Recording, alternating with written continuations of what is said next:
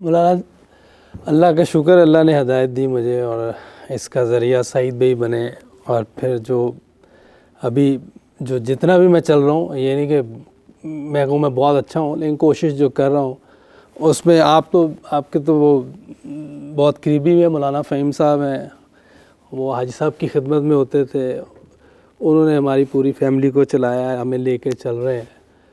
جو بھی میں چیزیں سیکھ رہا ہوں ان سے سیکھ رہا ہوں، جو غلط چیزیں ہوتی ہیں میری اپنی ہیں، لیکن جو اچھی چیزیں ہیں ہمیں ادھر سے مل رہی ہیں۔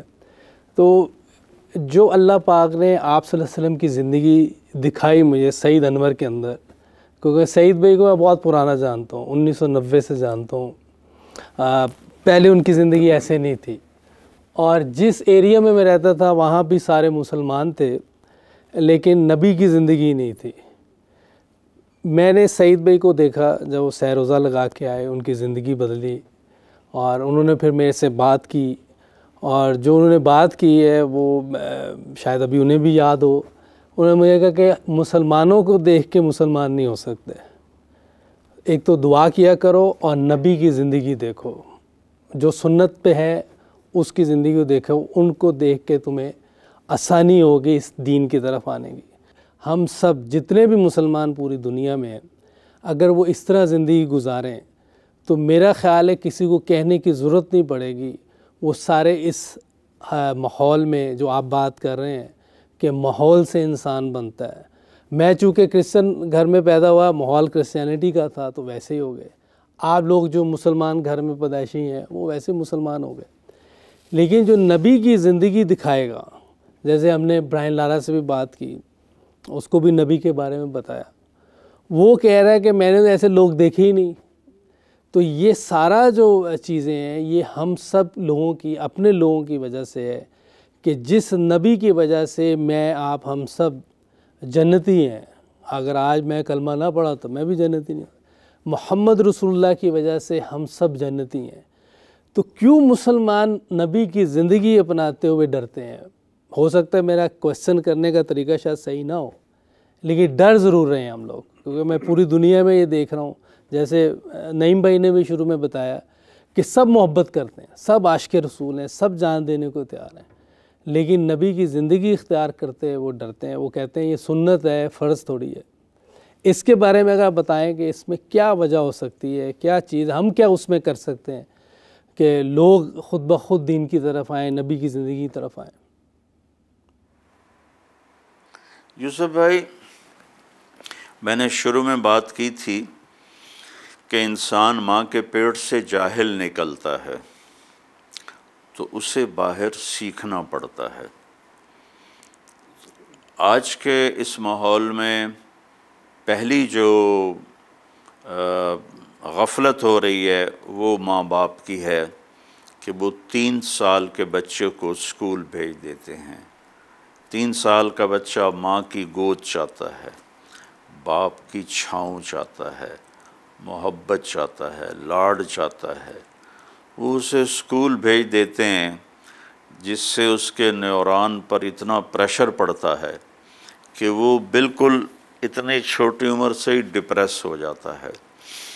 پھر جب وہ واپس آتا ہے تو ماں باپ اس کو ٹائم نہیں دیتے ہیں۔ باپ کی باہر مصروفیت ہے، ماں کی اپنے گھر میں کوئی بیکار قسم کی مصروفیت ہے۔ بچے کے لیے ٹائم کیا، اس کو کھانا کھلا دیا، اس کو کپڑے پہنا دیے، صبح یونیفارم پہنا دی اور گاڑی میں بٹھایا یا رکشے میں بٹھایا اور وہ بچہ اسکول چلا گیا۔ جب وہ واپس آیا تو پھر باپ آفس میں ہے، دکان پر ہے، ماں اپنے کام پر ہے۔ تو جو نقش سب سے پہلا بیٹھتا ہے بچے پر وہ ماں باپ کا بیٹھتا ہے۔ تو ماں باپ اس لحاظ سے ان کی تربیت ہی نہیں کرتے کہ ان کے اندر اپنے نبی کی عظمت پیدا ہو، چونکہ ہمارا سارا ماحول غلط جا رہا ہے، الٹا جا رہا ہے، اور بالکل ہمارے نبی کی بتائی ہوئی ترتیب کے خلاف جا رہا ہے۔ چونکہ ہمارے اندر ایک نیگیٹو طاقت ہے شیطان کی، ایک پازیٹیو طاقت ہے اللہ تعالیٰ کی، تو ایمان کا تار بھی ہے اور شیطانی تار بھی ہے۔ تو جب جس قسم کا ماحول ملتا ہے ویسا انسان ڈیولپ ہو جاتا ہے۔ تو ماں باپ سے کوتاہی ہوئی کہ انہوں نے اپنے بچے کو کچھ بتایا ہی نہیں۔ ایک بچہ ہوگا کوئی 18-19 سال کا، اسلام آباد کی بات ہے، تو اپنے گھر کے باہر کھڑا تھا، اس کے باپ کو ملنے گئے تھے گشت میں۔ میں نے پوچھا بیٹا نام کیا ہے؟ کہا عمر۔ میں نے کہا عمر کو جانتے ہو کون تھے؟ کہا نام تو سنا ہوا ہے، اس سے آگے اس کو کچھ پتہ نہیں تھا۔ پھر جب ہمارے بچے اسکول جاتے ہیں تو ہمارے اسکول تعلیمی ادارے تو ہیں نہیں، وہ کاروباری ادارے ہیں، انہوں نے پیسہ بنانا ہوتا ہے، وہ پیسہ بنانے کے لیے جو کچھ بھی کرنا پڑے وہ کرتے ہیں، ان کے سامنے تربیت نہیں ہوتی۔ پھر ویسے بھی یہ ناممکن ہے، ایک ماں جو اپنے 2 بچوں کو نہیں سنبھال سکتی، تو ایک لڑکی جو ٹیچر ہے اور اس کی تنخواہ بھی تھوڑی ہے، تو وہ 30-40 بچوں کو کیسے سنبھالے گی؟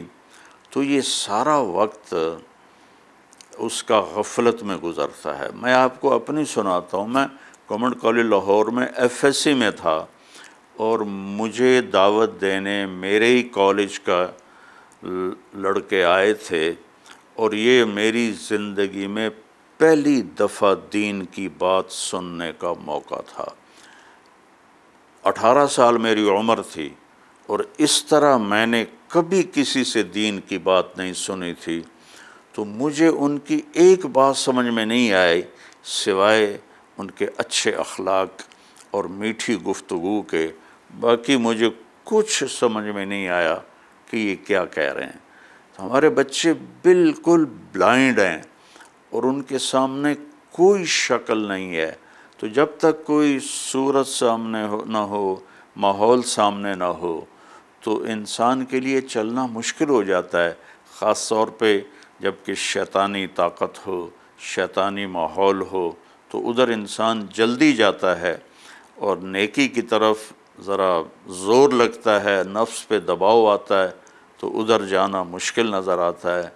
تو اس وجہ سے ہماری نسل، ہمارے نوجوان وہ دور ہوتے چلے گئے، لیکن اندر اس قدر اللہ نے رکھا ہے ٹیلنٹ کہ ذرا سا انہیں ماحول ملتا ان کی زندگیاں بدل جاتی۔ جی ماشاءاللہ یوسف بھائی، مجھے ایک دفعہ یاد ہے، میں نا جب آپ کا گھر سامنے ہوتا تھا تو میں اس طرف ایک گلی چھوڑ کے میں رہتا تھا، تو مجھے یاد ہے صبح میں آپ کو نماز کے لیے لے کے جایا کرتا تھا، کوئی اگر آپ کو یاد ہو تو۔ جی بالکل، میں اٹھتا صبح آپ کو فون کرتا تھا کہ یوسف بھائی اٹھ جائیں نماز، جب نیا نیا آپ نے خالد مسجد ہم جاتے تھے، خالد مسجد میں ہم جا کے نماز پڑھا کرتے تھے، میں صبح ہم اکٹھے جاتے تھے۔ تو جب آپ نے انہوں نے نا، مجھے یاد ہے، مجھے باتوں سے یاد آ گیا، انہوں نے جب نیا انہوں نے اناؤنس کیا نا کہ میں پہلے تو چھپ کے یہ مسلمان ہوئے تھے، تو جب انہوں نے اناؤنس کر دیا کہ میں مسلمان ہوں، ٹھیک ہے بس اب میں نے طے کر لیا، تو میں ہی گیا تھا ان کے ساتھ۔